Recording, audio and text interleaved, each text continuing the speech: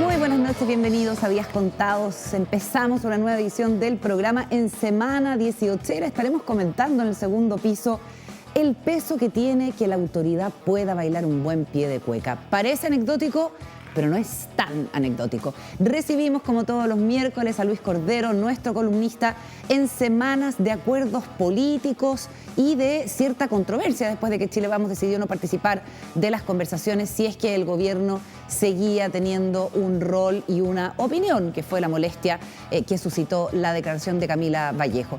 Y recibimos en el estudio al hombre que es transversalmente reconocido como que más lejos llegó desde el gobierno en la negociación con el mundo mapuche. El exministro Alfredo Moreno nos visita acá en Días Contados. Bienvenidas, bienvenidos. Comienza Días Contados. Contamos todo, contamos con todos.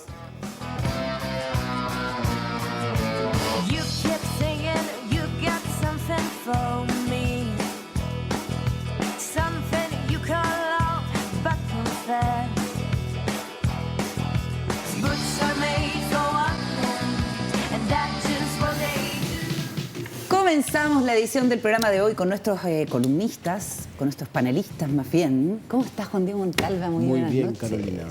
Paula Walker. ¿Sienten ya como ese ambiente pre-18 que levanta el ánimo a pesar de...? Completamente. ¿Sí? ¿Tú?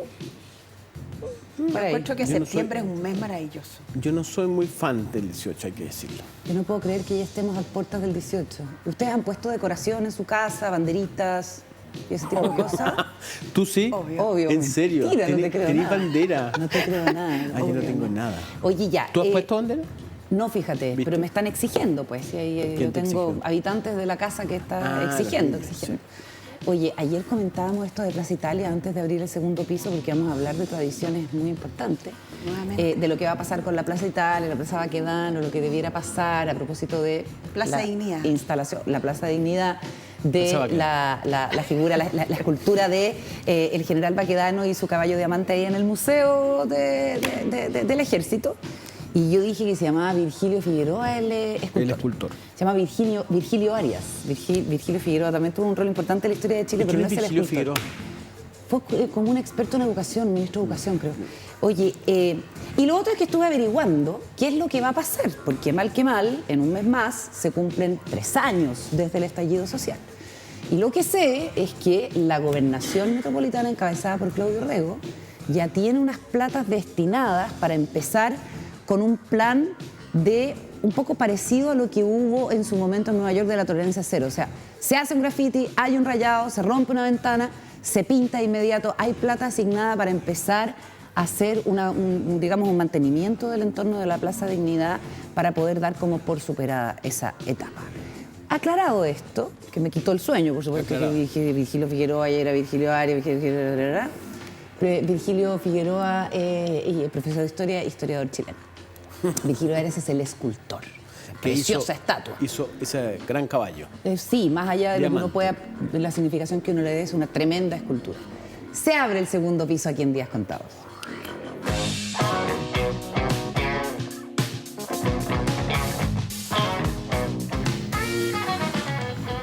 Ha circulado a través de las redes sociales, lo ha compartido la propia presidencia también, la fotografía del presidente Gabriel Boric ensayando el pie de cueca con que hoy se daba inicio oficial a las fiestas patrias o a las fondas, habitualmente se hace en el Parque O'Higgins. En una fotografía aparecía con Irina Caramanos y en otra con Iracy Hasler, que es la dueña de casa a la hora de dar por iniciados los festejos. Encuentro que en esa foto el presidente sale estupendo. ¿Qué quieres que te diga?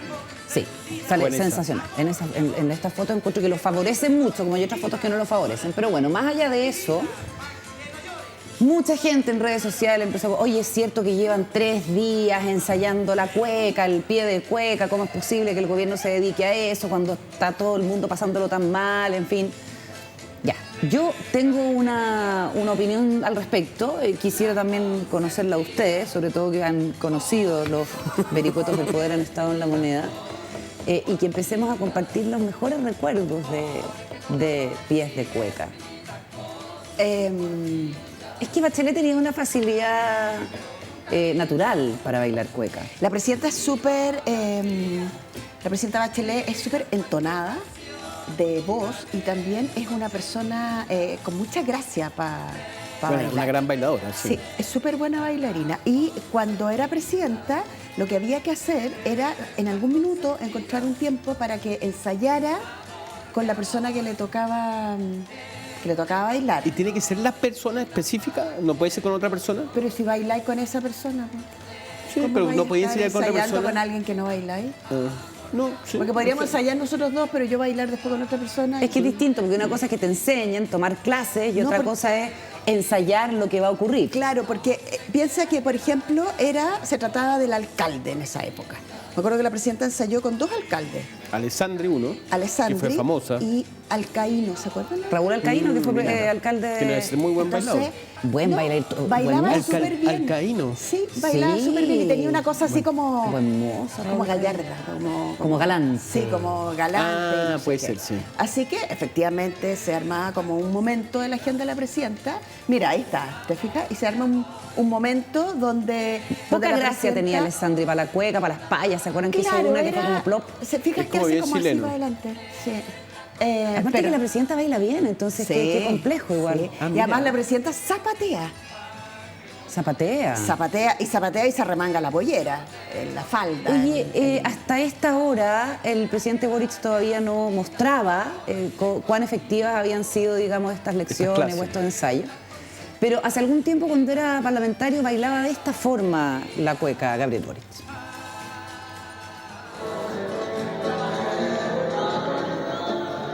Ay, está ahí abajo. Sí, Claro, es está como- de no. de gabardina. Claro, está bailando como una especie de... ¿Cómo se llama eso? No. Joropo. Como guaracha, Joro. Parece joropo. como una guaracha. No.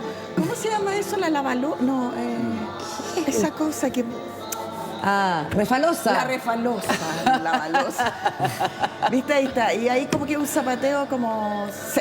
O sea, no baila cueca. Más amorra me han pedido, más amor. Parece eso requiere más ahí bien. un apoyo. Pero oye, por lo menos Requiere mueve un el pañuelo apoyo. y todo, claro. Pero además, a mí me gustó mucho la foto que subieron ayer, porque por supuesto el presidente sale guapo, pero Sí, además... yo dije que salía estupendo y tú que me ibas a apoyar quedaste No, mutis. quiero decir ahora y decirlo Ah, ella mirando a la quería- cámara, el presidente Sí. sale muy guapo Sí. en la foto y sale con actitud, pero Sí. porque además es cueca chora.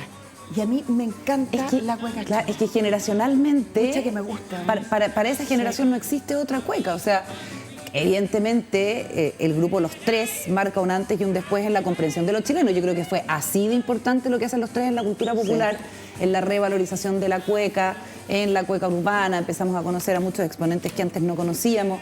Esa es la foto que a nosotros nos gusta. La Sí, otra. La otra está súper bien compuesta. La además. otra, ¿la podemos pausar esa fotografía? Fíjate en el pañuelo, están en el salón rojo además. Aparte que es como sensual, porque son pareja, entonces Está súper buena. la gente es Y muy el cuadro amargada de cuando atrás, critica. y el ¿no? cuadro de atrás dialoga con el pasado y el Es de futuro. época, es de época. Los Oye. tres ahí, o sea, el cuadro mensaje del futuro y el presente, está súper bonita la foto. Bueno, y hubo un momento en nuestra historia de ensayo de cueca que nos pasó con el gobierno paritario inaugurado en el gobierno de la presidenta Bachelet I, que la alcaldesa, en alguno de los gobiernos de la presidenta, la alcaldesa era la actual ministra del Interior, Carola Toá. Y entonces lo que nos pasó era que había que ensayar, que la cueca en realidad no iba a ser cueca sola, y ambas decidieron... Ah, claro, porque baila el presidente con el alcalde, o la presidenta Claro. con el alcalde, o la alcaldesa con el presidente. Tal cual. Entonces, ambas decidieron que iban a bailar con sus hijos. Ah, qué Y entonces, bonito. bailó la presidenta con su hijo. Ah, mira, ahí Ah, está la foto. ya. Y la entonces alcaldesa Toá bailó también con su hijo, que era chiquito en esa época, de haber tenido su hijo unos 15, 16. En otras fotografías se Y el pobre, se ve al y el hijo de la alcaldesa ahí muy puesto, y tuvieron una... Que agote para el hijo ponerlo a bailar. Pero no lo obligaron, él imagino, espero. él se propuso.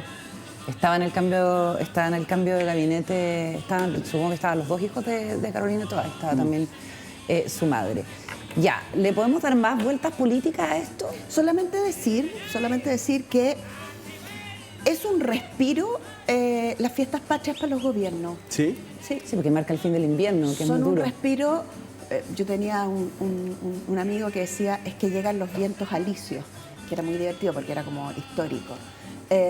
Como muy clase de geografía. Claro, pero es verdad. lo que pasa es que parte la primavera, viene el buen tiempo, viene la idea de las fiestas patrias, con lo que eso significa para todos nosotros, asado, amigos, familia. Después de 2 años de ramada. pandemia, Paula, acuérdate, es primera vez que celebramos las fiestas patrias después de 2 años de todo Pero además- suspendido. ¿Verdad? No, Sí. no me había Sí, pensado y eso. además hay una cosa que técnicamente es bien importante, y es que los canales, y sobre todo los canales, se dedican mucho rato maravillosamente a la agenda fiestas patrias, y dejan la agenda política un poquito de lado. Entonces, Es un Pero la respiro. prensa escrita no. no, por eso dije, canales de televisión. Claro, porque aparte es el TDUM de Acción de Gracias, entonces va La el mundo prefonda, la político. fonda, el precio de la empanada, el anticucho. Pero Acuérdate esta- que el esta año semana- pasado el presidente Gabriel Boric dijo que no le había gustado ver en el TDUM, no me acuerdo si fue cuando asumió, sí, pues casi asumió en marzo en realidad, fue cuando asumió, y que también se hizo esta misa, y en la catedral estaba Ricardo Sati, ¿te acuerdas que lo criticó harto? Bueno, habrá que ver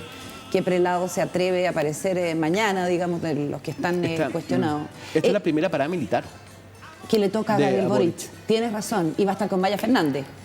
Que aparentemente en círculos de defensa dicen que el mundo uniformado está muy contento y muy conforme con la gestión de Maya Fernández. Porque lo que les importa a los uniformados es que haya un ministro de Defensa que sintonice con sus problemáticas, con sus temas, y que sea capaz de defenderlos también. Yo quería decir que además estamos saliendo de un plebiscito constitucional en que gana muy fuertemente el rechazo, y una de las lecturas que se ha hecho es que las tradiciones chilenas fueron como ninguneadas por un grupo importante Por de la convencionales, ¿cierto? Entonces, tenemos un presidente que, más encima, después del triunfo del rechazo, bajó como 5 puntos, está en 33 puntos de aprobación si es que tomamos la CADEM, y mandarse un buen pie de cueca y tomárselo en serio también puede ser una especie de señal de que a él sí le importan las tradiciones. Pero como estamos en esta nota 18era, queremos compartir con ustedes un video que ha sido furor en TikTok. Porque los que tenemos hijos todavía en edad de hacer actos para el 18 de septiembre estamos muy, muy sensibilizados con ese tema. Y mírense el acto y la imitación que se mandó este niñito. Se disfrazó de Boric. Esos son su escolta. Que además Pero Ahí es- está. el niñito es Y, muy divertido. y mira la vueltita que se da, igual que cuando asumió para el cambio de mando. Extraordinario. O sea, Está- ese niño por está- creatividad, además un tiene, 7 tiene, al libro. tiene como esa movida Sí, de cabeza. pone como la manito igual. Sí. No, está Y muy la divertido. Y la escolta. gente reacciona como se ríen, ¿no? O sea, hay Claro. una cosa como... Ahora, yo soy No, y de las además, que creo... los guardias, ¿cómo se llaman los guardaespaldas de él? Siempre le tratan como de indicar a dónde ir, ¿me entienden? Como que lo hacen igual que hace. Son aterrantes, que son hacen como de ellos. país africano, de señor de la guerra. Completamente. No, lo de Con ella. los diamantes. Oye, Claro. es divertido cuando los presidentes entran como al universo de los actos de colegio. O sea, A la cultura pop. Sí, hay una penetración de presidentes o presidentas cuando entran a esos espacios, al acto de fin de año.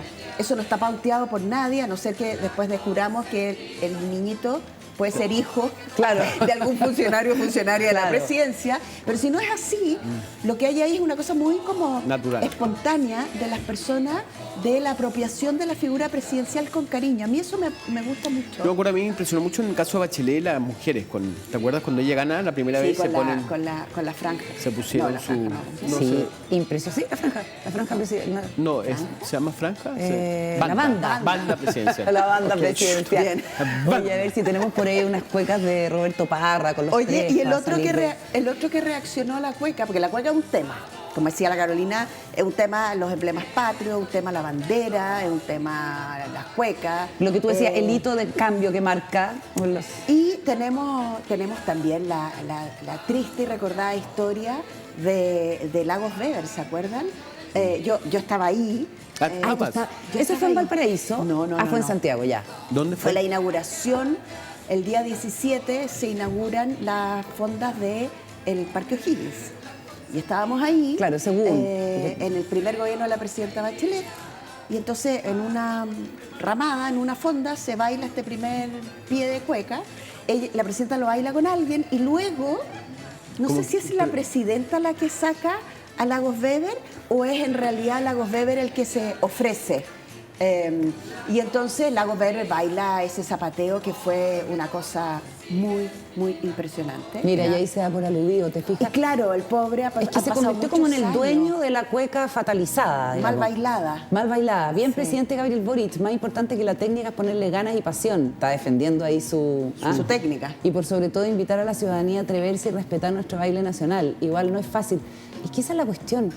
Qué difícil es la cueca, caramba. Es tan difícil. Es tan chilena, ¿no? Justamente, es como que sí, pero que no.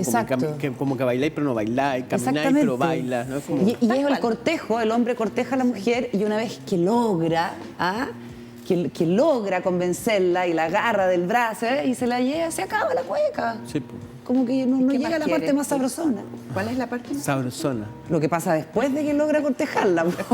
Imagínate la lambada. Claro, los bailes caribeños. Podría haber continuado con lambada, dices tú. Claro, se podría poner un poquito más hot, una cuestión un poco más fácil. Es como tan como... Pero por eso la cueca brava, la cueca urbana, hoy día es... da más libertad. Sí, no, es súper bonita. Claro, y además la mujer tiene un rol distinto. ¿Por qué? Porque no tienes que ser la que espera que te cortejen y te escondes detrás del pañuelo, sino que también vaya... Bueno, la aspiración de Carolina Toá, que es una gran bailarina de cueca, o por lo menos no queda al debe, era que pudiéramos bailar cueca con el acuerdo firmado, ¿cierto? Con el acuerdo de los partidos políticos para el camino constitucional que viene en adelante. Eso no ha sido posible, no solamente eso, sino además sin la participación de los partidos de Chile Vamos, que han decidido restarse de la última reunión de esta semana, que era mañana jueves. Vamos a revisar unas declaraciones que hizo Francisco Chaguán primero acá en el programa, mostrando toda su disponibilidad, que la gente no vaya a creer que la derecha se quiere restar de esta cuestión, que el compromiso es firme. Y luego las declaraciones que hace ayer, después de ya expresada la molestia con las declaraciones del gobierno y tomada la decisión de bajarse de la reunión. Veamos el punto de prensa.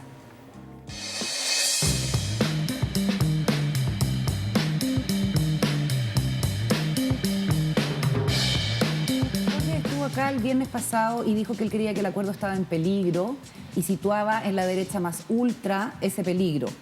Diciendo que la tentación, es decir, con este resultado no tiene ningún sentido que sigamos avanzando en modificaciones de una nueva constitución. ¿Usted siente que está ese peligro? No, yo creo que Chile Vamos, los tres partidos de Chile Vamos, Renovación Nacional, la UDI y Evópolis, vamos a cumplir nuestra palabra empeñada en la reforma de la salud y la reforma estructural. Ya, no, pero usted tampoco quiere que el gobierno les pautee a usted está pauteando ahora al gobierno, pero yo creo que nos centremos un poco en el mecanismo que también... Pero no, sí. Pero es distinto, disculpe, sí, que es distinto. Está bien, pero centrémonos un poco en el mecanismo ¿Por qué sí podemos decirle, al tiro hoy, pero por qué nosotros sí podemos decirle al gobierno lo que tiene que hacer? Porque el gobierno es minoría. El gobierno es minoría en el Senado y en minoría en la Cámara de Diputadas y Diputados. Y por tanto que ahí tiene dos alternativas el gobierno: atrincherarse o finalmente encontrar acuerdos para resolver los dolores sociales que afectan a los ciudadanos.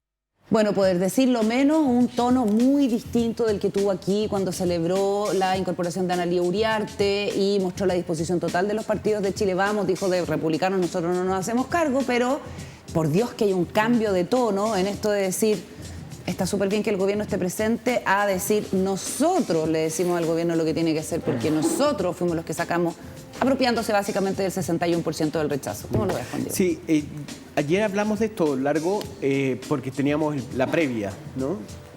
Y creo que después se pudo ir armando un poco más y se vio que habían rechazado la idea de no, o sea, rechazaron ir mañana jueves, mañana jueves. Mañana es jueves. Mañana jueves a la reunión, ¿ya? Yo creo que yo en un minuto, fíjate, como que me pareció que el gobierno, o sea, que la oposición estaba como exagerando un poco el tono con las declaraciones de Camila Vallejo. Yo dije, bueno, y de hecho conversamos con gente de derecha que nos decía,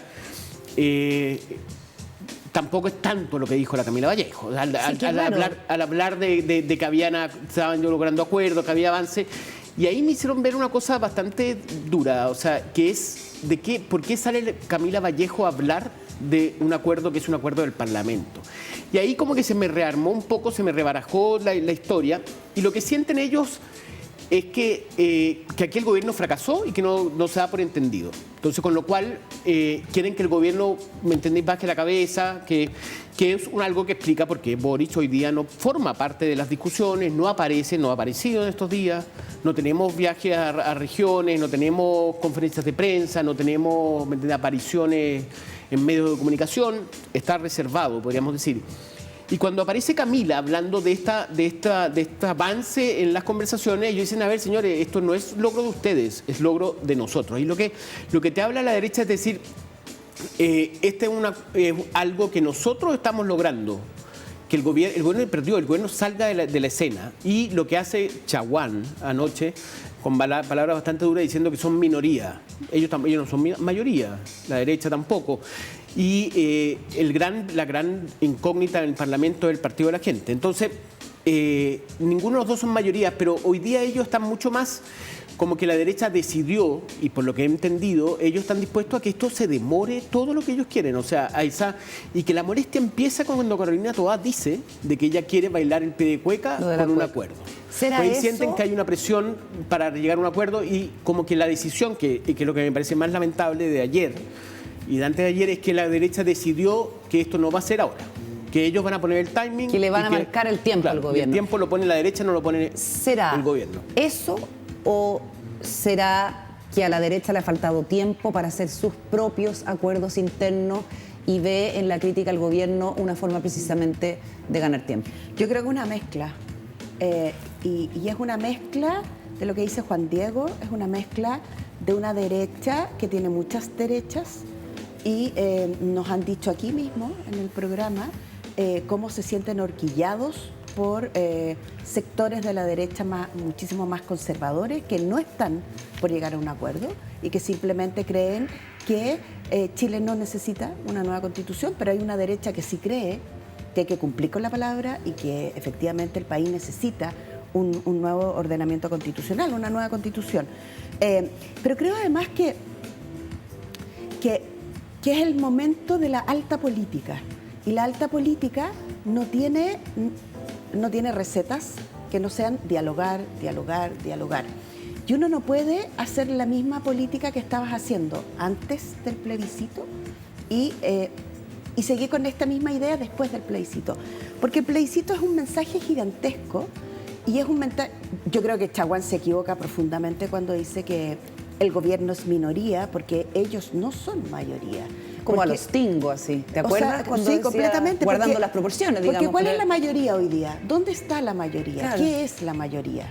Esas son preguntas que no tenemos respuesta. Entonces, apropiarse de los resultados de una manera taxativa es tan equivocado como ponerle fecha al acuerdo. Esto se cocina lento. Y lento puede ser... ¿Qué es lento? Lento son 2 gobiernos, lento son 2 meses. ¿Cuál es el apuro? ¿No? Entonces, aquí yo creo que muy inteligentemente el señor del CERVEL dijo antes de marzo ni una posibilidad de tener elecciones. Y eso te da un tiempo. Yo creo que la derecha entiende eso con sí. mucho pragmatismo. Sí, entiende que, perdón Carolita, solo para terminar, entiende que marzo es la primera bandera y el gobierno... yo quiero tomar lo que dijiste tú, Juan Diego, el gobierno está un poco ausente, yo creo que el presidente está un poco ausente, seguramente lo vamos a ver ahora, lo vimos ayer, aparece en la foto. Pero bailando la cueca. Lo vamos a ver en el 18 y después se va a Nueva York, ¿no? a la reunión. A la Asamblea General de Naciones Unidas. Exactamente, a la Asamblea, que también es su primera vez. Y vamos a tener ahí a un presidente... Porque claro. es el chiste hoy día, en términos de la edad, viene de estar en la portada de la revista Time. Claro. Entonces, yo creo que todo esto lo que hace la derecha es efectivamente, no me pauté gobierno, pero déjenme, creo yo, cocinar acuerdos también al interior de sus múltiples derechos. Pero es que sabes que eso no lo dijo la derecha, que es lo que plantea hoy día en la mañana Guillermo Tellier. Que no lo dice. ¿Por qué la derecha no dice que le falta tiempo para ordenarse, para ver cuáles son? Porque, ¿sabes lo que pasa? Es que uno vuelve a pensar en el argumento de más atrás que defendía a la gente que iba por el apruebo. Un sector que durante 30 años no quiso hacer reformas, ¿qué garantía da de que van a hacer reformas? Y se sale desde la centro derecha y la derecha diciendo, juramos por Dios que no somos los dirigentes pinochetistas que todo Chile conoció, juramos por Dios que somos una generación joven, estamos por los acuerdos, y a la primera de cambio se bajan de la reunión, tiran el mantel. Entonces, perdona, pero hay mucha gente que le están viniendo de nuevo, los mismos fantasmas de esta una derecha que asume compromisos que después no honra. Entonces, es complicado políticamente, independiente de que tengan motivos o no tengan motivos para criticar duramente al gobierno por ponerle plazos, pero es un lenguaje como un poco altisonante, decir que el gobierno nos quiere pautear ahora y nosotros somos mayoría. Yo creo que es un error político, fíjate, precisamente por lo que dices tú, que es como atribuirse ese 61% y sentirse falsamente empoderado. Yo creo que por eso se equivoca donde mucho, tienen que, Chaguán, claro, con eso. donde tienen que demostrar que los compromisos son certeros en esa mesa de negociación independiente de lo que puede ser visto también como una avivada del gobierno, incluso como un cierto ventajismo, porque obviamente si sale la vocera y dice, listo, se soluciona el problema, hay acuerdo, un acuerdo para el que faltan muchísimos detalles, etcétera, el gobierno se saca de encima el fracaso, el estruendoso fracaso que tuvo con el tema pero del rechazo. en ese sentido yo le encuentro razón a la derecha, fíjate, en el hecho de decir, bueno, a ver, ustedes perdieron, déjenme, el que tiene que hablar no es usted de la moneda, la señora Camila Vallejo, Más no que es la en polvo, persona, claro, Más que en polvo un rato. claro, Más que en polvo, claro. como que manténgase reservado porque y en eso la derecha es bien interesante el punto que ellos dan de que hay un problema en la derecha, ¿eh? Que es que el triunfo abrumador que tuvo el rechazo infló un poco los ánimos de decir, oye, pongamos nosotros las condiciones, ¿por qué convención? ¿Por qué? ¿Me entiendes? Hay un sector, es porque la derecha democrática o la centro derecha señaló en su momento que estaba con la convención. Con un órgano electo. Con un órgano electo. Había una cantidad de ítems que ellos aceptaron de primera mano, o sea, antes, previo al plebiscito. Entonces, eso hoy día, y ahí yo tengo un punto, que es si alargar el proceso de negociación o de discusión no va a terminar de alguna manera reduciendo. Sí, si dilatarlo no va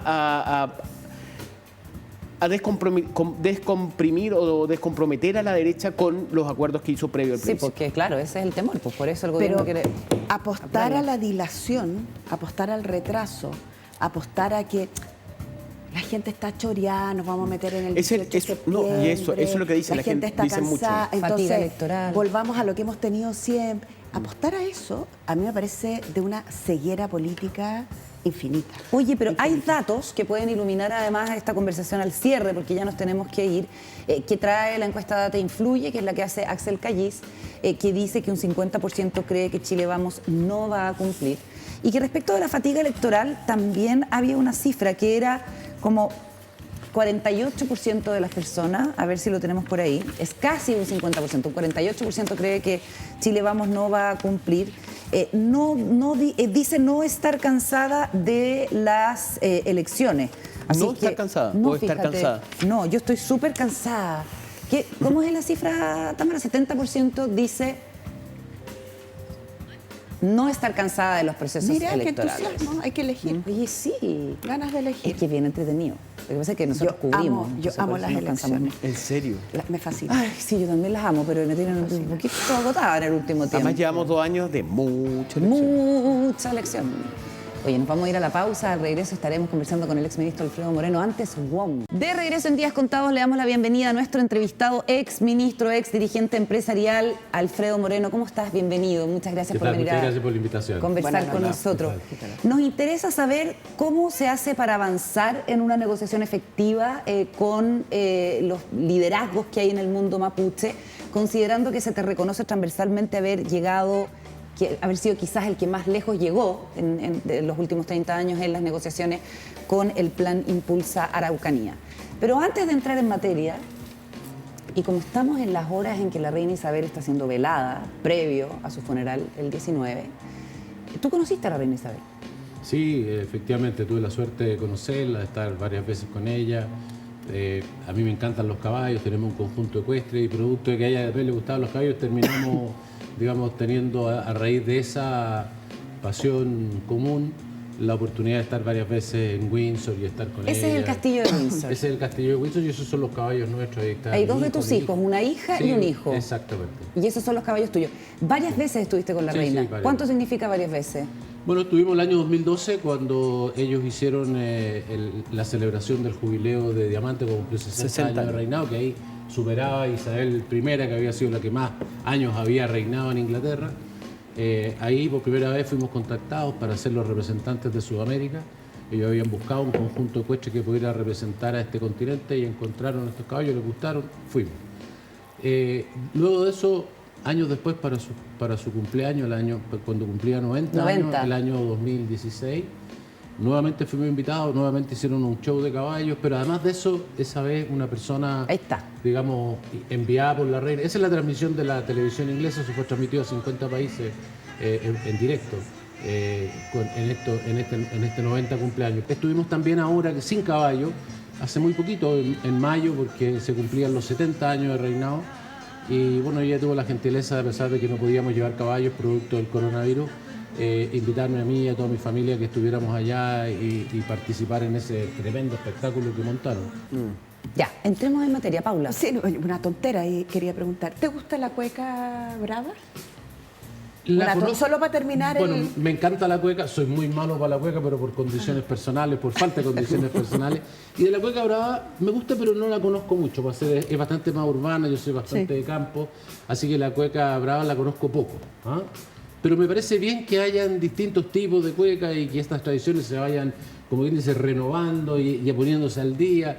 Lo importante es que mantengamos estas cosas que nos unen, ¿no? ¿Cuánto quizás marcó? Uno de los atributos de la reina Isabel, porque a veces la gente dice todo este boato, elegancia que ella mantenía, pero otra manera de mirarlo es que mantenía las tradiciones que han mantenido a los ingleses juntos durante 1000 años, ¿no? ¿Cuánto marcó el tema de las tradiciones chilenas y ese debate en la convención, la desafección de la gente con el texto que finalmente se traduce en un rechazo? Yo pienso que muchísimo. Mayoritario. Yo pienso que muchísimo. ¿Tu hijo era convencional, Mi no? hijo, sí, y además representaba, digamos, zonas rurales. En las zonas rurales, ustedes revisen lo que es la votación. En las zonas rurales prácticamente el apruebo no tuvo votación, ¿no? Tuvo muy poquito. Mientras más rural, mientras más pobre, las votaciones eran... Y además el símbolo del rechazo, o sea, del contra esto, era la bandera chilena. O sea, alguien captó que esto estaba cambiando lo que era una tradición de 200 años, sintió tocado eso. Y claro, entonces nada mejor que el símbolo de la bandera chilena para reflejar que no queremos que se haga ese cambio tan sustantivo. Queremos cambios, pero no queremos ese cambio que nos quite lo que es lo esencial de lo que nos mantiene unidos. Sí, hay que pensar que Chile es un país muy joven, ¿no? Fíjate que Arica es chileno desde el año 1929, la Isla de Pascua del año 1852. Iquique, Antofagasta 88. de 1879. 1888 la Isla Pascua. 1888, es peor todavía, lo estaba pensando. Más nuevo aún. Más nuevo aún. Entonces, y ha costado mucho mantener este unido porque este es un país muy angosto, muy largo. Los climas, los tipos de personas, las vestimentas son totalmente distintos porque se adecuan a lo que son. Si uno va al extremo del sur, austral, la gente dice hoy están vestidos como argentinos. No, es que están vestidos como tiene que vestirse una persona así. Está el frío. Usar un sombrero guaso lo va a buscar a la Antártica, ¿no es cierto? Porque el viento lo sacaría volando.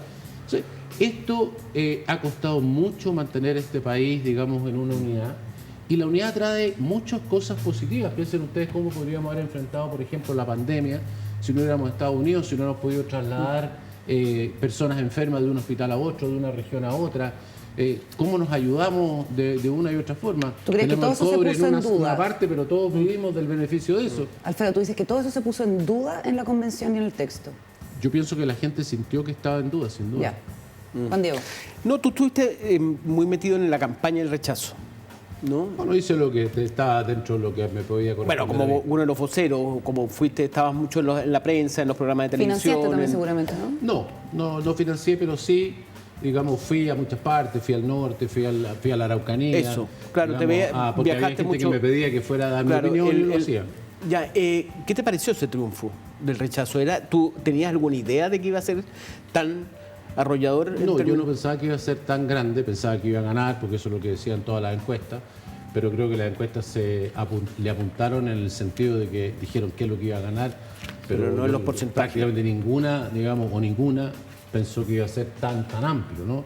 Y además la distribución, ninguna columna, prácticamente ninguna comuna, que en los sectores más populares sea más amplio el triunfo, que en los sectores indígenas, ya que vamos a hablar de la Araucanía, cuando se suponía que era una constitución indigenista, sea donde más haya sido rechazado. La Araucanía es donde mayor porcentaje tuvo rechazo. O sea, yo creo que eso, en los indígenas yo sí pensaba que iba a ser así, pero en el ¿Pensabas resto, que iba a ser, sí, que iba a ganar el rechazo? Sí, claro. ¿Por qué?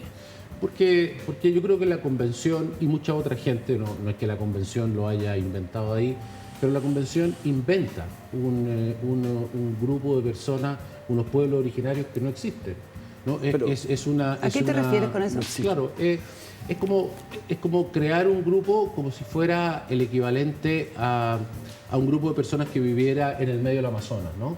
Que no haya tenido nunca contacto con otras personas, que viven aislados, que si los tocamos los vamos a contaminar, quizás les vamos a pasar algún germen, se pueden morir. En este caso sería el germen del capitalismo, el individualismo, que son completamente diferentes a nosotros. O sea, no representativos en el Para nada, hoy día no existe tal cosa. No hay un lugar de partida en Chile, quizás lo más cercano sería la isla de Pascua. No hay un lugar donde uno diga, mire, este lugar, aquí vive este pueblo indígena y no hay ninguna persona que no sea indígena y no tienen conexión con el resto. En todos los lugares, en la Araucanía, por ejemplo, el 30% son mapuches, pero el 70% no. Tú lo que encuentras es una casa de una persona mapuche con otra persona que no es mapuche. En segundo lugar, todas esas personas, por la inmensa mayoría, son mapuches y no mapuches, o sea, son todos mestizos. Son todas personas que tienen alguna parte de su sangre que no es mapuche y otra que sí lo es. Y hay algunos que se sienten más mapuches y otros menos. Y incluso, dependiendo del año y dependiendo de las circunstancias de la vida, van cambiando. Por ejemplo, el último censo dice que las personas les preguntan si se sienten parte de un pueblo originario. 12,8% dijeron que eran parte de un pueblo originario. Pero en el anterior censo, 2 años anteriores, fue el 4%. Sí. O sea, preguntaban a las mismas personas, hubo una gran cantidad que dijo que no. Y antes de eso fue 9%.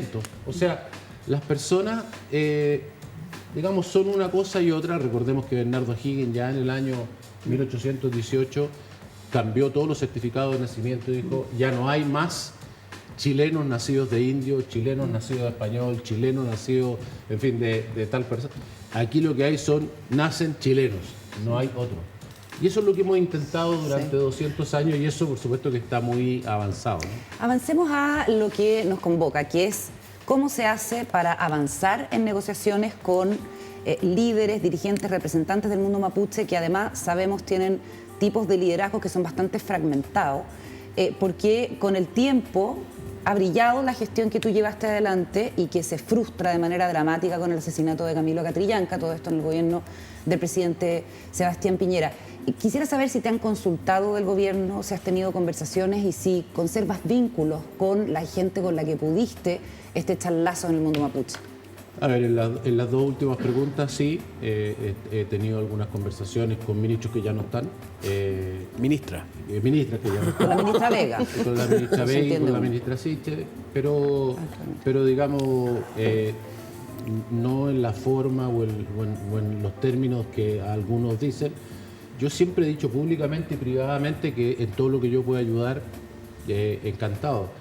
Y la razón de eso, que es parte de la respuesta a la primera pregunta, ¿cómo se puede resolver esto? Lo primero que uno tiene que entender es que esto no lo va a resolver ningún gobierno, no lo resolvió el presidente Piñera, no lo va a resolver el presidente Boric, ni tampoco los anteriores. Y la razón es que esto requiere más tiempo, esto es algo que va a tener cosas como lo que pasó con Camilo Catrillanca, lo que pasó con la Operación Huracán. Fíjate que Nueva Zelanda, que se usa como ejemplo, desde el día que llegaron a sentarse, que para sentarse a conversar y decir, bueno, vamos a resolver esto por el diálogo, ya se demora mucho, tomó 9 años para que ese diálogo llegara a condiciones. Y en el intertanto, pero tú sabes si tienen caso entre 200 y 300 personas. Eso te iba a preguntar. ¿no? Y pero con la represión policial, porque tú, Huracán y Catrillanca, Carabineros hace un montaje y Carabineros asesina un comunero. En Nueva Zelanda, que estás mencionando, también es por la acción de la policía. que mueren esas personas? No conozco el detalle, pero digamos en todas partes... ¿cómo decir? Mi referencia no tiene que ver con quién hace esto u otro. Lo que quiero decir es que esto tiene un problema muy serio. Tenemos un problema de violencia impresionante en este momento, cada vez peor. Entonces no es una situación fácil, no es una cosa de sentarse y decir, oiga, listo, y de aquí tenemos el nirvana y el cielo mañana. No, va a ser una cosa difícil y hay que poder soportar esas situaciones difíciles y hay que mantener el rumbo en esos casos. Y para eso se requiere unidad política. Quizás uno de los aciertos de lo que me tocó hacer a mí es que por lo menos en aquellos parlamentarios de lo que es la Araucanía, yo trabajé con todos, de todos los colores, y recibí el apoyo de todos, porque trabajábamos en conjunto. Yo no hacía nada que el señor de la democracia cristiana o el socialista no supiera qué es lo que íbamos a hacer. Y fueron, o sea, el sentido de país y de tratar de resolver. Lo otro que hay que entender es que aquí hay un problema de verdad. O sea, en Chile quizás no es el problema, pienso yo, que se plantea de la guerra de la Araucanía y de una cosa de hace 180 años. Yo por lo menos ninguna comunidad o persona mapuche con la cual estuve, nunca nadie me comentó eso, no está presente en su recuerdo más inmediato. Sí están los libros de historia, sí están las personas más, digamos, que más políticas y de otro tipo, pero lo que sí te dicen todos es lo que han vivido ellos y lo que vivieron sus padres, de discriminación, y que viven día a día. De los que se cambiaron el apellido, de los que el que estaba en el colegio y le pegaban porque era el indiecito, ¿no es cierto?, que lo perjudicaban, y de sentir una cosa que para la gente de la época nuestra va a sonar, yo esto se lo he dicho a muchos jóvenes y no lo creen, pero es así. Nuestros padres estaban convencidos que Chile no podía progresar por unas razones genéticas. Se escribieron muchos libros, ¿no es cierto? Chile, un caso de desarrollo frustrado. ¿Y por qué? Porque éramos una mezcla entre los peores de los españoles, los andaluces que les gustaban los caballos, que les gustaba la música, que les gustaba la fiesta. No habían suficientes vascos, no habían suficientes alemanes ni italianos. No habían llegado italianos y ingleses como habían llegado a Argentina, y por eso Argentina era rico en ese momento y nosotros éramos pobres. Y adicionalmente a eso no nos pasaba lo de México, no nos pasaba lo de Perú, que eran muy desarrollados culturalmente. Todos los libros, todas las revistas venían de ahí, todo el cine, claro, que tenían pirámides, que tenían escritura, que tenían, en fin, obras de arte. Y muchos decían incluso que tenían más desarrollo que los españoles cuando llegaron acá. Y a nosotros nos habían tocado unos indígenas, ¿no es cierto?, que no tenían nada de eso, vivían en ruca y tal. Bueno, eso llevó a la gente a decir, bueno, no tenemos posibilidad de progresar. Era una discriminación respecto de nosotros mismos. O sea, nosotros mismos sentíamos de que, por Dios, y vino toda esta cosa que es un mito terrorífico que causó toda esta discriminación, que caracterizó a las personas mapuches como personas flojas, alcohólicas, tercas, y eran así por naturaleza, ¿no? Nacían así, no se podía cambiar. Bueno, los famosos 30 años cambiaron eso. Los chilenos descubrimos que podíamos hacerlo bien y podíamos hacerlo mal también. De repente se nos pasó y creímos que éramos los jaguares, en fin. Y creo que también el estallido social, curiosamente, es de las pocas cosas en que el estallido social y los 30 años van para el mismo lado, ¿no? El estallido social hizo que la gente pensara que los indígenas, y particularmente el pueblo mapuche, se fue para el otro lado, que eran personas, llamémosle, de otro nivel, contacto con la tierra. La bandera mapuche pasó a ser una cosa que los cabros lo ponen en su bicicleta como signo de justicia, de igualdad. ¿Te parece una exageración eso? Yo creo que, vuelvo a insistir, que creo que lo que tenemos que hacer es trabajar con gente que es de verdad. Es gente con la cual... eslóganes.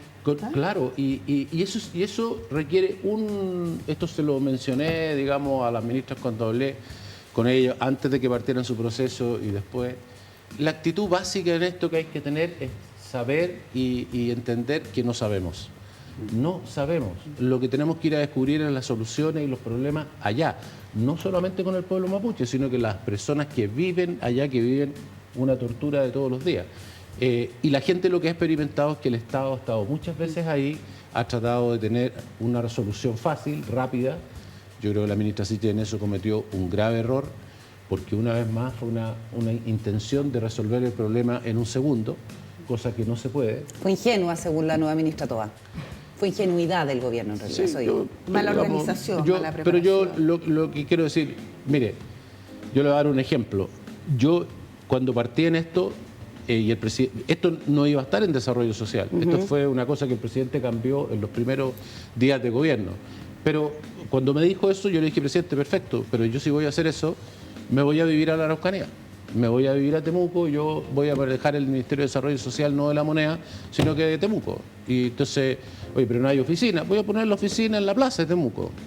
Pero tú dices, pero me siento que te viste loco. Pero es que no es volverse loco. La gente allá lo que quiere es que haya gente que sentir que le importa. Entonces, bueno, no me dejaron hacer eso. Lo que hice fue estar el mayor parte del tiempo y durante muchos meses no salí nunca de Temuco. Porque nunca salí de Temuco porque yo no iba a ir a un lugar si esa gente no me invitaba. Y cuando esas personas empezaron a tener confianza, ellos me invitaron. Uno no va a la casa de una persona con la cual además tiene problemas, a lo menos. Desconfianza, muy serias desconfianzas, porque el Estado no ha cumplido muchas veces, que además no conozco sus costumbres, que no la conozco bien, a menos que él me invite, ¿no? Y si él me invita, por supuesto que voy. Y bueno, comenzaron a invitarme y comencé a ir y a conocerlo, pero digamos, a mí me parece que es la única manera de hacerlo. Hay que tomar tiempo, hay que hacerlo. ¿Y llegabas con comitiva, con policía, o ibas solo a las comunidades donde te invitaban? Mira, voy a contar una anécdota. Antes de que pusieran las cámaras, tú me mencionabas a Víctor Alcalá. Que se sentó en la mesa. Sí, y yo lo conocí a Víctor porque yo fui a otra comunidad que me invitaron, y yo no tenía idea, ni lo conocía, y él estaba ahí. Y cuando terminó se me acercó esta persona y me dijo, oiga, usted vino a esta comunidad, pero ¿se atrevería a ir a la mía? No, ¿y tú no sabías quién era él? No. ¿No sabías? No, si ustedes me invitan, voy. Por supuesto, después cuando supe quién era, o sea, cuando iba a ir, ya estudié, ya sabía quién era, me aseguré, digamos, que lo que me estaba invitando es que él quería pasar y estar, digamos, en una cosa pacífica y que se había separado de la CAM en ese momento y que quería, digamos, tener una parte, y de hecho así fue durante un tiempo prolongado, de este proceso, digamos, de acercar al Estado y al resto de los grupos con las comunidades mapuche y buscar soluciones. ¿Y desarrollaste una relación con Víctor Alcalá? Bueno, pero solo mencionar, porque para terminar la pregunta anterior. Es verdad. Bueno, cuando iba hacia allá fui detenido por carabineros y que me dijeron que en realidad sabían que yo iba a esto y que era una demencia. Peligroso. Ir a ese lugar, porque entonces que tenían ahí un bus de carabineros, unas tanquetas que iban ahí conmigo.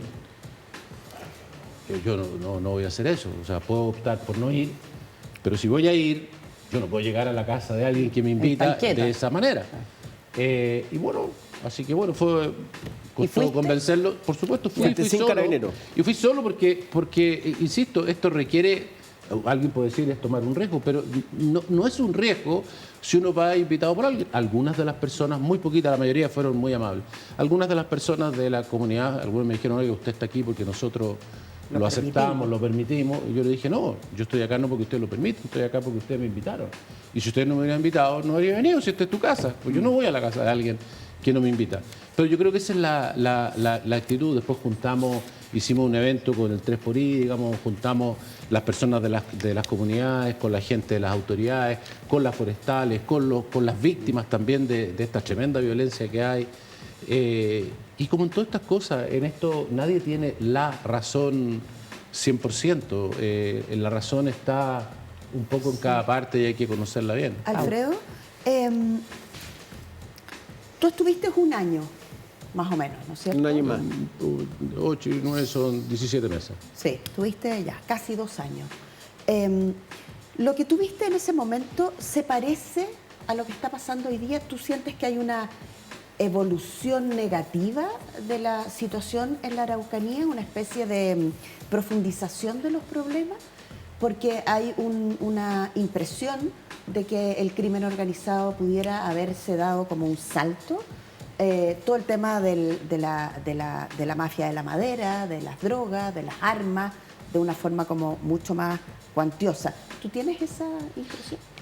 Voy a contestar la pregunta de dos formas. Uno, sin duda hoy día la situación es mucho peor. Mucho peor que cuando tú eras mucho peor, el número de atentados es inmensamente superior. La extensión geográfica es mucho más Bueno, básicamente porque no lo hemos resuelto y porque tenemos grupos que, actúan prácticamente sin control, ¿no? Hay zonas completas donde el Estado se ha retirado, ¿no? Pensemos, trataron de entrar 800 detectives a Temocuycuy. Y no pudieron. Murió uno. Uno habría pensado que inmediatamente iban a llegar 2.000, y no es así. Simplemente se dejó eso y todos sabemos, en ese lugar, los 3 autos que quemaron el día que fue la ministra Sichel, la ex ministra Sichel, los 3 eran robados. O sea, ahí se roban autos y se hace la operación de desarmarlos, pintarlos, no sé, lo que sea que hagan ahí.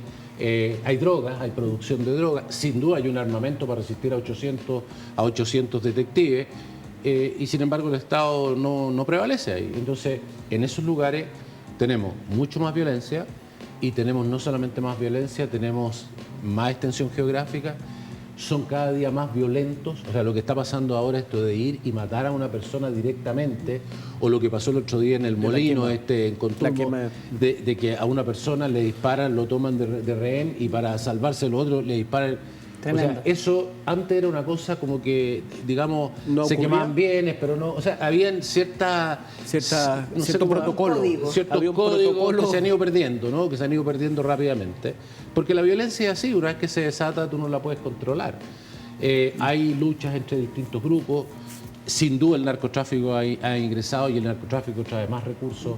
El robo de madera es de una magnitud impresionante, el Estado no lo ha podido, contener. Así que evidentemente tenemos un problema ahí. Segundo, el Estado no ha podido resolver el problema y por lo tanto las desconfianzas y los problemas no son los mismos que cuando yo estuve, son peores.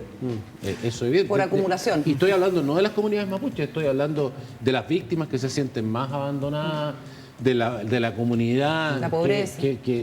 La pobreza, porque también cuesta mucho inventar un camino, hacer un sistema de agua si te pueden matar en el camino. Los contratistas no tienen muchas ganas. Esa es la parte compleja, pero yo, en mi opinión, curiosamente, hay un viejo dicho que dice que el momento más oscuro de la noche es cuando comienza a amanecer.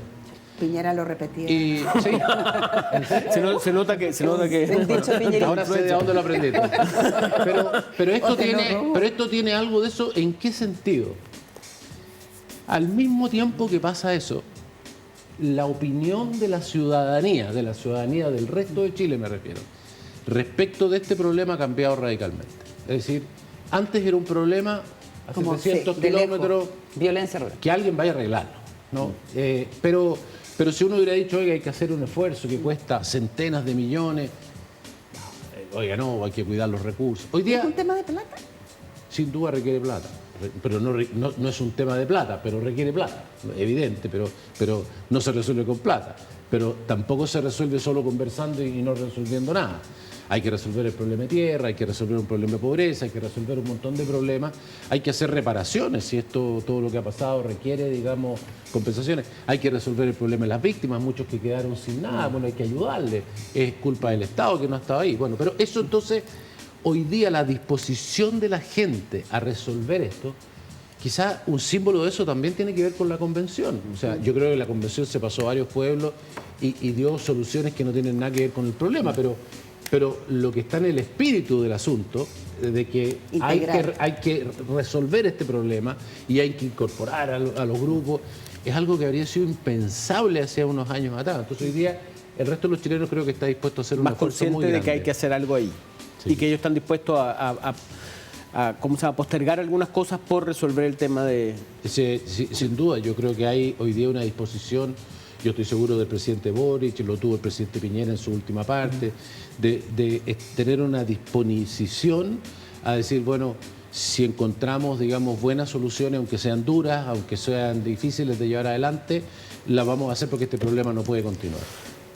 Alfredo, ¿cuáles son tres, si tú le dices, empecemos hoja en blanco, que nos gusta mucho, pero bueno, pero la hoja en blanco de 3 elementos con los cuales hay que empezar un proceso de negociaciones con un nuevo ministro como el ministro Jackson, ¿cuáles son las 3 indicaciones de un buen comienzo? A ver, creo que algunas ya las hemos mencionado. La primera, digo, la actitud de que no sabemos. Hay que ir allá a encontrar en común cuáles son los caminos, cuáles son los problemas, hay que trabajar. Insisto yo en decir que no solo con las comunidades mapuches, sino con todos los grupos que ahí están, ¿no? Tenemos las víctimas, tenemos la gente que trata de emprender allá, en fin. Hoy día tenemos además una figura que yo por lo menos la considero extraordinariamente interesante y que antes no existía, que son los gobernadores. ¿No? Los gobernadores, al fin, el gobernador del Biobío, que es una gran persona, el gobernador de la Araucanía, también una gran persona. Rodrigo Díaz y Luciano Rivas. Exactamente. Luciano y Rodrigo son dos personas que se han tomado muy en serio. Y son de distintos signos políticos y están colaborando. Exacto, pero ellos actúan digamos, como representantes de... Antes eso no existía, son representantes de su región. O sea, la región tiene una voz, antes no tenía. Yo creo que ellos son elementos fundamentales para la solución. Pero hay que trabajar con todos ellos. En segundo lugar, lo que ya mencionábamos, esto no es un problema del gobierno. El gobierno, si lo pretende resolver solo, no lo va a poder resolver, porque esto se convierte en un problema político que la oposición, digamos, cualquiera que ella sea, termina cada error de lo que ahí pasa, y van a haber muchos errores, van a haber muchos accidentes, van a haber mucha violencia, porque esto no se arregla de un momento a otro y hay que tener persistencia. Se requiere que todos digamos, mire, vamos, este es el camino. Y ese camino de Estado requiere ciertos acuerdos. ¿Qué vamos a hacer con la violencia? Yo personalmente pienso que tenemos que tener una convicción todos juntos de que la violencia no puede tolerarse. ¿Tú estarías dispuesto a sumarte como por parte del gobierno del Estado chileno a las negociaciones? Lo he dicho públicamente y se lo he dicho también a los ministros, digamos, todo lo que uno puede ayudar, pero no lo digo yo creo que cualquier persona debería hacerlo. Pero independiente de eso, insisto, yo creo que hay que tener un acuerdo respecto de que vamos a resolver el problema, que no vamos a cejar hasta que lo resolvamos, que no vamos a hacer política con esto, que vamos a no tolerar la violencia bajo ninguna circunstancia, y que a los grupos que están en la violencia los vamos a recibir si dejan la violencia, y si no la dejan, buenas noches, y van a tener que pagar las consecuencias. Lo último, Paula. Las consecuencias de eso. Alfredo, hay un punto que no hemos tocado que es bien crítico, y es el rol de las forestales y la disposición de ellas para lo que algunas comunidades mapuche llaman la recuperación de las tierras. ¿Qué viste tú ahí con ellos? ¿Cuál es la disposición la disposición de las forestales? ¿Viste ahí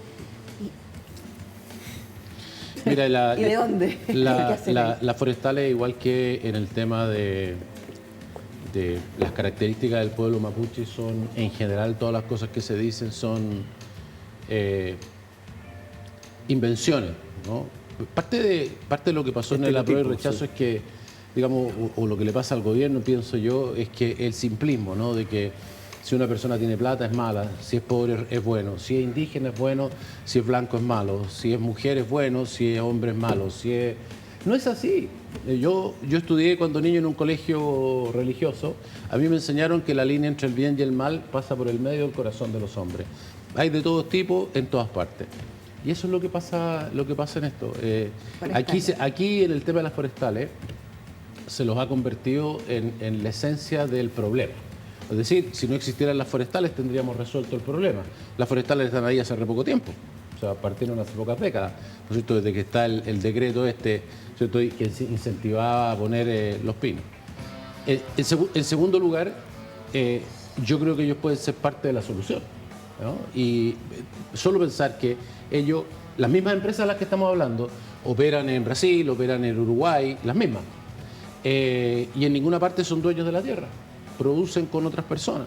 Pero si no cambiamos los conceptos, es decir, si los pinos son el enemigo, no las forestales, sino que los pinos, que es lo que se trata de decir, que hay como un atentado al medio ambiente, bueno, no tendría solución, ¿no? Porque en otras partes esa posibilidad de utilizar tierra que en general no tiene otro uso alternativo, pues son cerros, ¿no? Eso es lo usual, ¿no? Clarísimo, Alfredo Moreno, muchísimas gracias por venir a conversar con nosotros. Gracias. Que esté muy bien. Pausa y ya seguimos con más. Oye, ya estamos junto a nuestro columnista Luis Cordero en una semana bien clave en que los partidos políticos han estado en las negociaciones para darle continuidad al proceso constituyente. ¿Cómo estás, Lucho? Bien, ¿y ustedes? ¿Has logrado dilucidar o tener una idea un poco más clara de los resultados del plebiscito? No. No, ¿eh? Estás ahí mismo. ¿Quién es el 60 y tantos por ciento que...? ¿Quién es el 62%? ¿Quiénes son? ¿Qué está ahí? Yo creo que es como parte de lo que muchos están tratando de indagar. ¿No te preguntas, por el contrario, quiénes son los del 38%? O sea, yo creo que la gente que está en ese 38% se pregunta. Bueno, a mí me ha pasado que hay gente que se ríe mucho. Oye, ahora todo el mundo le pregunta y votó rechazo. Nadie votó apruebo. No, de verdad. Defienden la prueba. Claro, no, yo voté rechazo, obviamente. Ahora todos son ganadores. Lo que pasa es que mirar el mundo, el diario El Día lunes es distinto, ¿no? Pero yo tengo la sensación de que, por dos motivos, es que no es mi especialidad, pero uno es con voto obligatorio. Esta es la primera vez que tenemos inscripción automática y voto obligatorio, entonces hay un mundo, una cantidad de votos ahí que es significativo.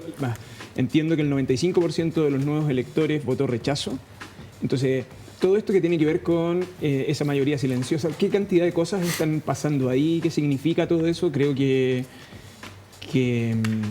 hay muchas cosas por indagar y yo creo que los principales responsables de indagar bien y de poder leer bien eso es la política, porque yo creo que estamos en un momento bien clave, ¿no? Oye, pero en una crisis de seguridad importante, en una crisis económica significativa, ¿no es suficiente motivo como para que la mayoría de la gente diga no quiero experimentos, no quiero cambios? Probable, sí. Es una de esas alternativas. La convención. O sea, yo creo que hay una gran cantidad de causas probablemente que lo explican, pero lo clave para un gobierno, y yo creo que lo clave para la política en general, es tratar de entender qué pasó ahí, qué está ahí y qué prioriza, porque yo creo que eso es lo que en este momento está en un momento clave de qué priorizamos. ¿De qué priorizamos en qué sentido? ¿En qué entre constitución o crecimiento es que económico? Hay dos cosas. Uno tiene que ver con el proceso constituyente del cual podemos hablar, esta especie de consenso de que va a continuar, cuánto demore. Yo tengo la sensación de que enfriar en parte la cabeza es relevante para poder tomar buenas decisiones. Es decir, creo que eso... hay que de alguna manera dilatar un poco la toma de decisiones. Es que yo creo que hay que evitar los voluntarismos. Y yo creo que hay cierto acuerdo que ese voluntarismo, el apuro puede terminar siendo voluntarista. Pero ¿cómo amarras al mismo tiempo los acuerdos previos que al eso es plebiscito? otra cosa, que es otra cosa relevante. Es decir, entonces yo creo que ahí hay un equilibrio que hay que lograr. Y por la otra, porque el Estado tiene que seguir, el gobierno tiene que seguir gobernando, la administración pública tiene que seguir funcionando, y hay una cantidad de prioridades contingentes, pero también del largo plazo, ¿no? El tema de seguridad evidente. Imagínense dos declaraciones entre ayer y hoy, ¿no? Ayer la vocera de la Corte Suprema dice que el Estado de Derecho está en jaque. Ay, me perdí esa Vivanco. Sí, ayer. ¿Ángela Vivanco? Ángela Vivanco lo dice, a mí me pareció... O sea, ¿Pero por qué? Esto a propósito del tema del crimen organizado. Y hoy día, a propósito, en la mañana da un punto de prensa el subsecretario Monsalve y le hacen esta pregunta y él dice, respondiendo, sí, efectivamente el Estado de Derecho está en jaque por el crimen organizado, y luego Monsalve dice, bueno, pero esto no es de ahora, en fin.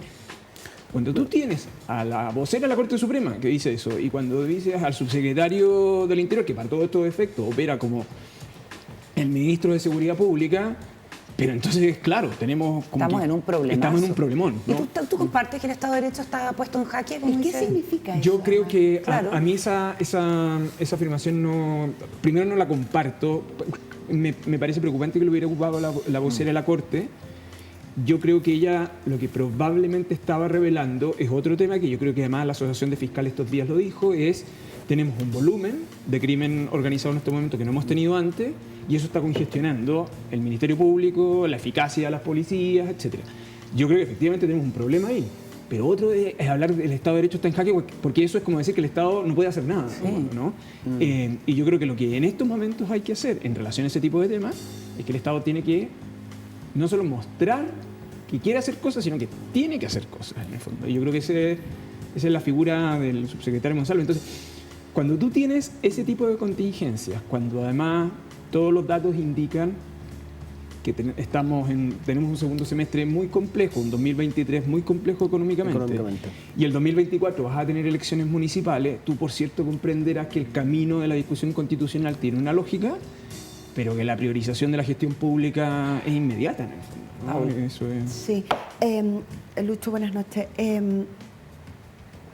Está claro que, o sea, yo creo que hay muchas cosas que todavía no terminamos de saber ni terminamos de entender, pero hay algunos asomos de cosas. Un primer asomo es que efectivamente el país dijo en algún minuto mayoritariamente queremos cambiar la Constitución. Un segundo asomo es que el voto obligatorio nos devela una mirada de la realidad que no habíamos tenido antes y que pareciera estar amarrada a la idea de, por favor, dennos ciertas cosas como más claras, esta turbulencia desde el estallido social hasta ahora, que son demasiados cambios y demasiadas situaciones como poco concretas. Y por otro lado, hay un proceso constitucional que se inicia en el gobierno de la presidenta Bachelet, que se inicia en el sentido simbólico, de decir, vamos a pensar que una constitución nueva nos va a ayudar a que el desarrollo del país sea más cómodo, ¿no es cierto? Y eso parte del 2015 y luego viene este proceso constituyente que no se ha cerrado, y aquí corrígenos tú, y viene ahora un momento nuevo. Sí.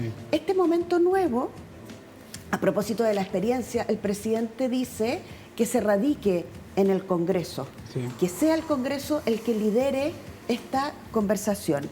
¿En qué pie queda el gobierno cuando dice eso? Eso significa efectivamente levantar las manos y que todo ocurra en sede parlamentaria con la representación de los partidos políticos en ese lugar. ¿Significa que el gobierno no tiene que decir nada? ¿Qué significa técnicamente eso? Bueno, significa la ironía de la vida, ¿no? Esa es la estrategia de Lagos y su reforma constitucional. O sea, ustedes estuvieron acá, Ascanio Cavallo y Ascanio estuvo, ¿no? A propósito de su libro, y con Rocío Monte a propósito de la década socialista. La década socialista, ¿no? La historia oculta de la década socialista. Él tiene un capítulo dedicado a la reforma del 2005. Hay más cosas, pero claro, el inicio cuando uno escucha el discurso del presidente Lagos el año 2000, el 21 de mayo, él habla de la revisión integral de la Constitución. Ese proceso gatilla inmediatamente dos mociones parlamentarias, uno de la derecha y otro de la concertación. Es decir, la decisión de la administración Lagos fue radicar este tema en el Congreso. Claro, este tema quedó radicado en el Congreso, pero en un lugar específico que fue en el Senado. Perdona, ¿la moción de la derecha cuál fue? Las dos mociones se presentan a la vez después de eso.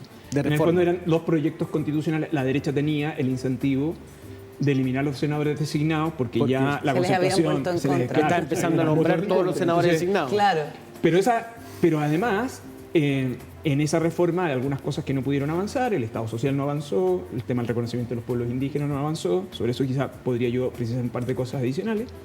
Entonces, ese proceso termina con la reforma del 2005, que es una reforma muy acotada, pero que la estrategia de Lagos fue esa.